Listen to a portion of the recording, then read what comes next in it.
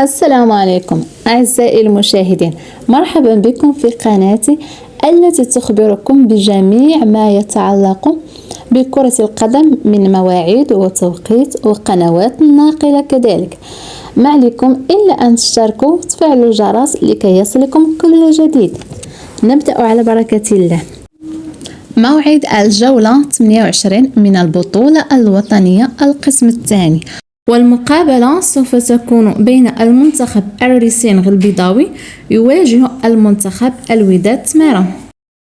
وموعد هذه المباراة السبت موافق 3 يونيو 2023، وسوف تنطلق صافرة هذه المباراة على الساعة 5 بتوقيت المغرب الجزائر وتونس، وعلى الساعة 6 بتوقيت مصر، وعلى 7 بتوقيت السعودية العراق واليمن. أعزائي المشاهدين، فرجة ممتعة، وإلى موعد آخر إن شاء الله. دمتم في رعاية الله.